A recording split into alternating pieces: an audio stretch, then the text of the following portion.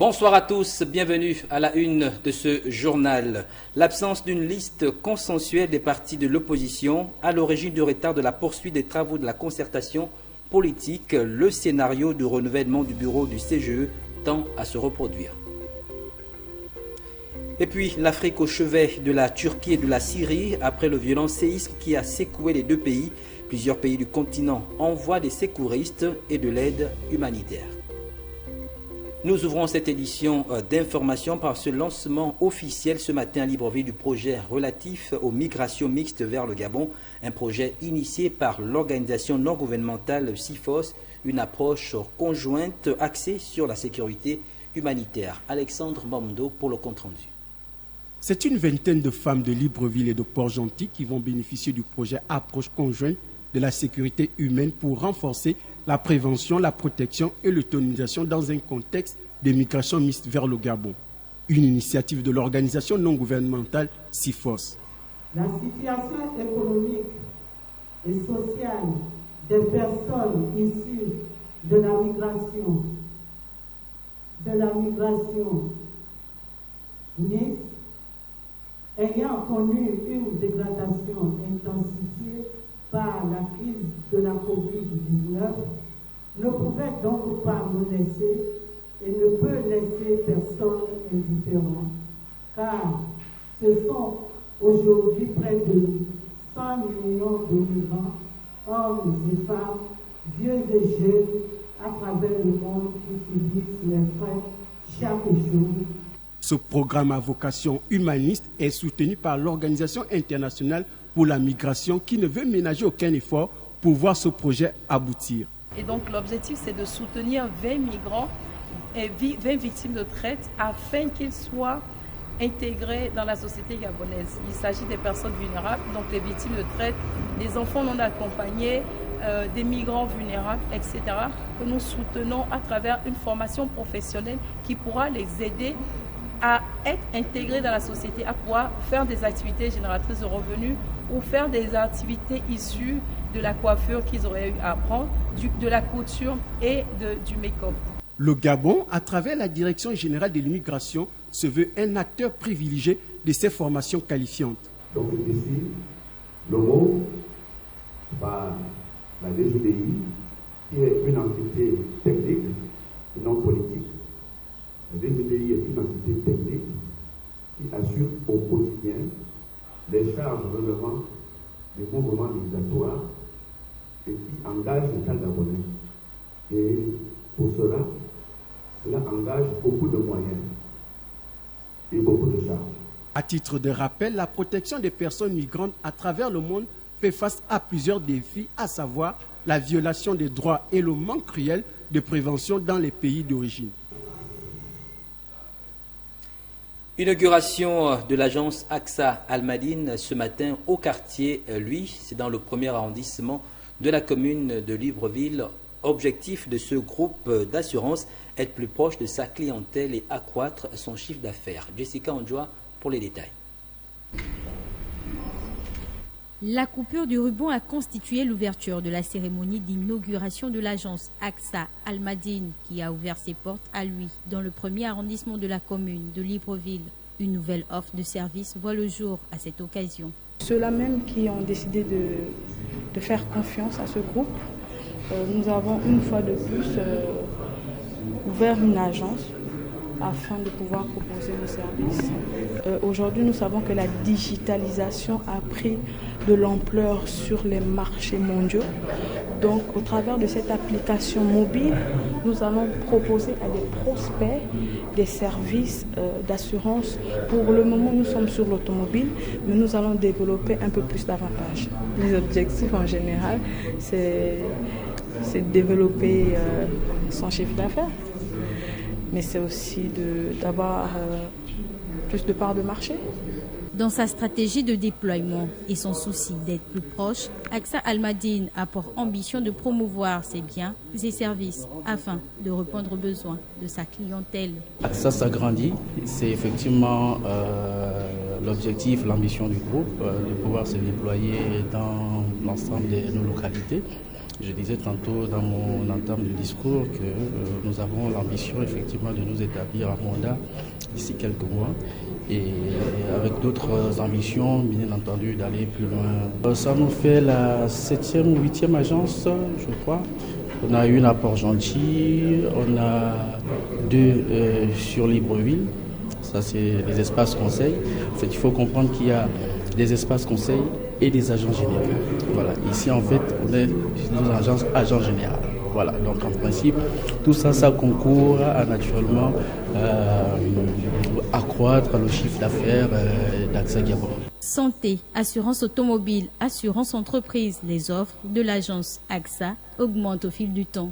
La cérémonie d'inauguration s'est achevée par une ambiance festive.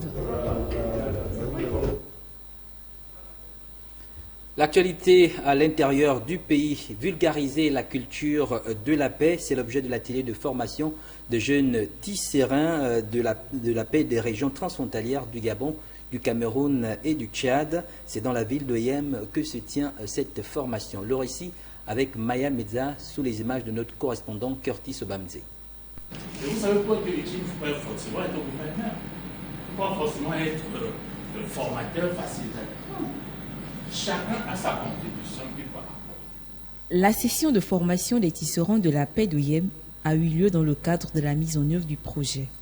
Les jeunes tisserands de la paix dans les régions transfrontalières du Gabon, Cameroun et Tchad, dans la province du Wollontem. Plusieurs jeunes ont pris part à cette importante activité au détriment de leur programme habituel.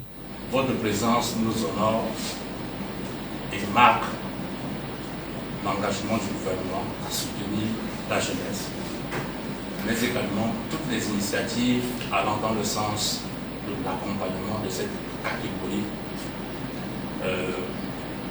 en vue de son épanouissement et dans le cas d'espèce de sa contribution aux efforts pour la préservation de la paix et pour leur autonomisation socio-économique. Le gouverneur, en ouvrant les travaux, a signifié à l'ensemble des jeunes tisserands de la paix que la paix est menacée dans la sous-région de l'Afrique centrale qui, depuis les années 1990, est en proie à une vulnérabilité et une fragilité sécuritaire manifeste, y compris aux frontières de plusieurs pays. D'une manière générale, les régions frontalières connaissent des facteurs de conflit et d'instabilité, notamment les menaces par les groupes armés et les enlèvements des personnes contre rançon, les conflits d'ordre intercommunautaire, la criminalité environnementale et les trafics transfrontaliers, des drogues et des armes.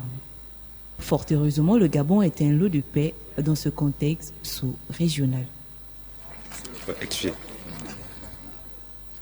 Prévu se poursuivre hier par la mise en place du bureau de travaux et l'adoption de l'ordre du jour.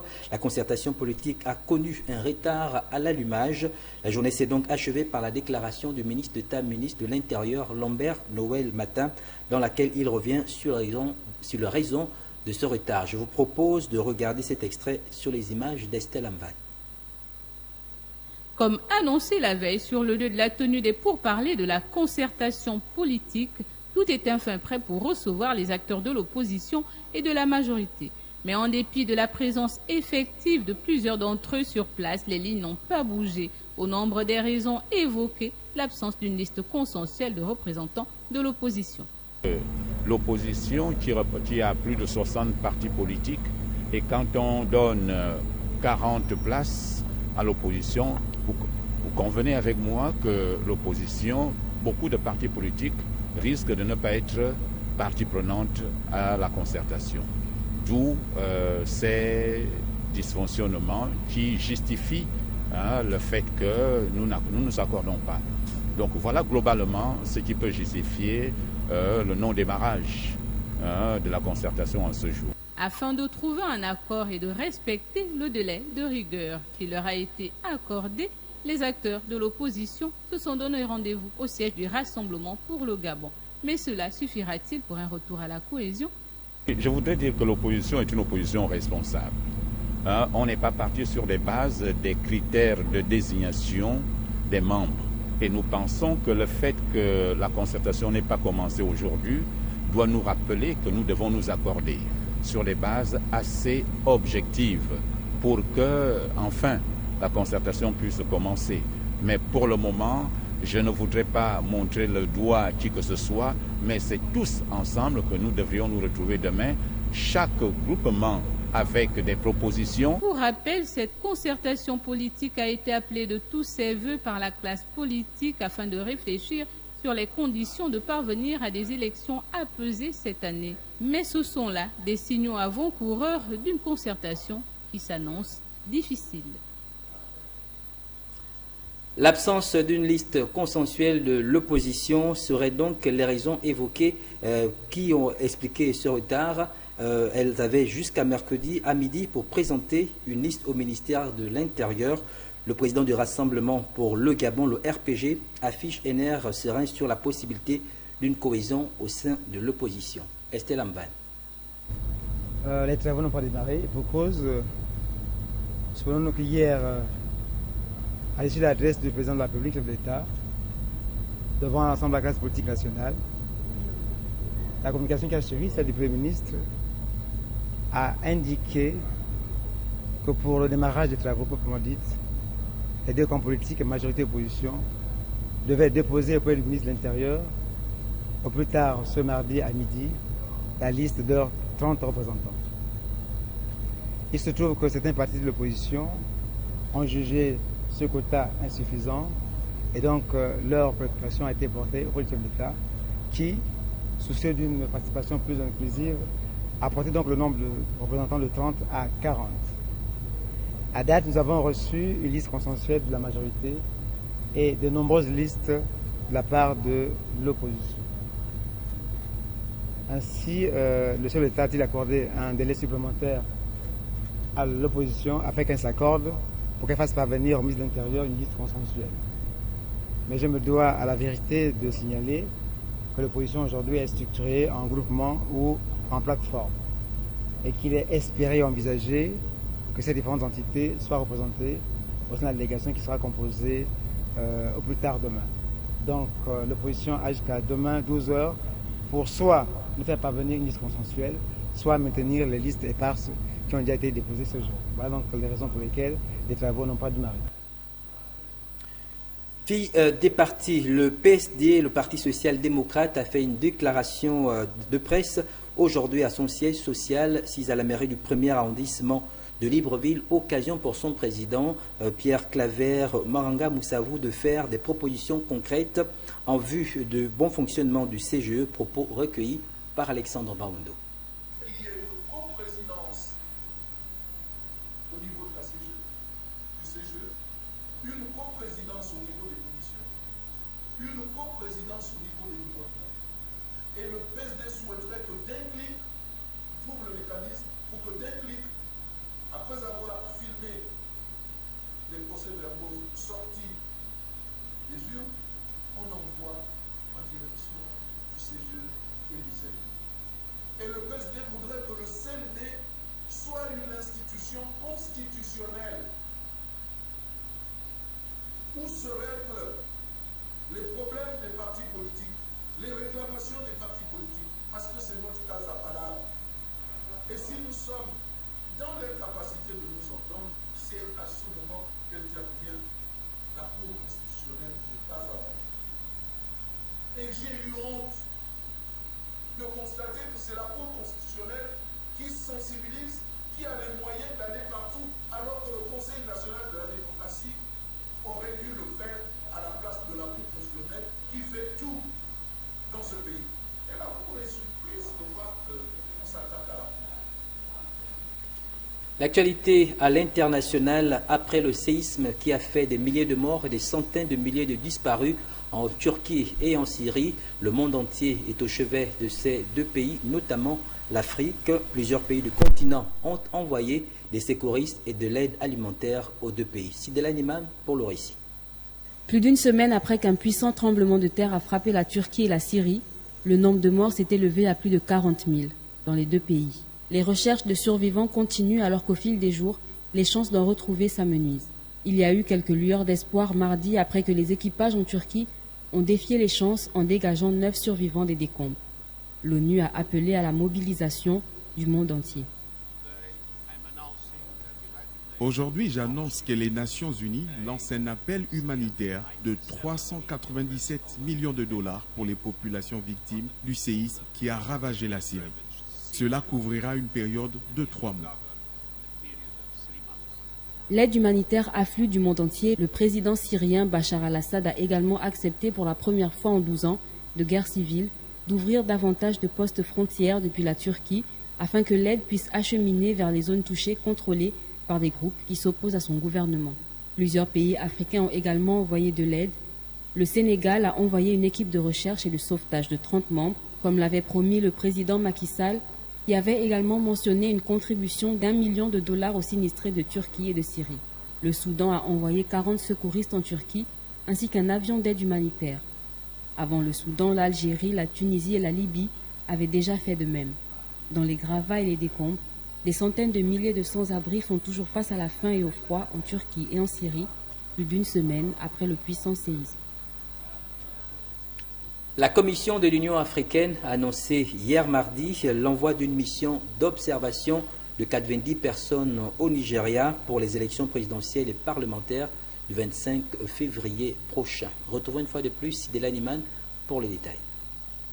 La mission d'observation des élections de l'Union africaine s'apprête à arriver au Nigeria, à 10 jours de l'élection présidentielle dans le pays le plus peuplé d'Afrique. Elle sera dirigée par l'ancien président kényan Uhuru Kenyatta. Ce dernier a aidé à négocier un accord pour mettre fin à 2 ans de guerre dans le nord de l'Éthiopie et assure une médiation dans le conflit dans l'est de la République démocratique du Congo.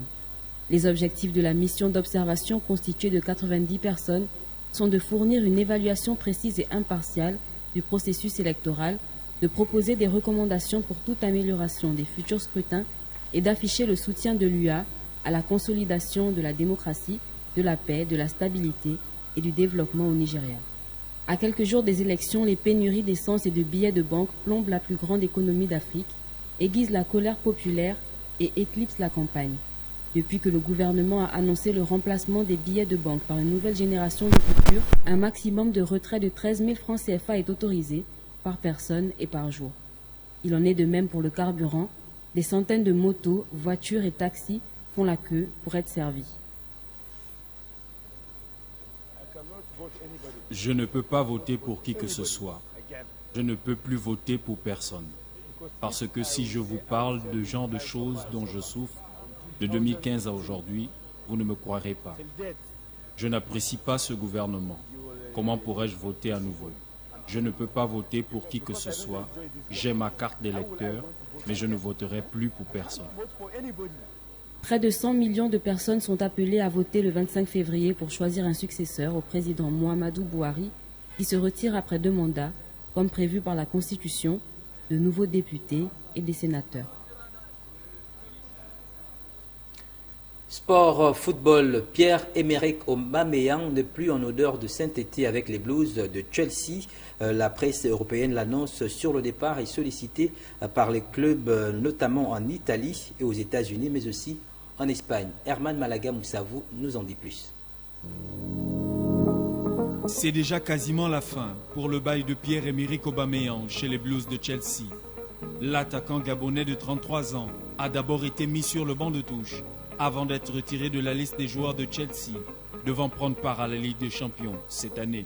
PA n'est plus désiré ni par le club, ni par le coach des Blues. La presse européenne annonce plusieurs destinations pour l'international gabonais, qui a quitté le club catalan de Barcelone il y a déjà 1 an. Si la Panthère est convoitée par Los Angeles en MLS, où il pourrait rejoindre son compatriote Denis Atanas Bouanga, le Milan AC, l'Atlético Madrid, c'est plutôt un probable retour au FC Barcelone qui semble se préciser pour le Ballon d'Or africain de 2015 qui a toujours été apprécié par le coach barcelonais Xavi. Un moment difficile dans la carrière de Pierre-Emerick Aubameyang qui a d'ailleurs reçu dans une lettre le soutien et les encouragements du président de la Fédération gabonaise de football, Pierre-Alain Mungengi. L'international gabonais Pierre-Emerick Aubameyang retrouvera-t-il le plus tôt possible un bon point de chute? Quelle serait la future destination de meilleur buteur de la sélection gabonaise? La réponse dans les tout prochains jours. C'est la fin de ce journal. Merci de nous avoir regardés. Je vous retrouve demain s'il plaît à Dieu. Bonne suite de programme sur TV+. Prenez soin de vous. Au revoir.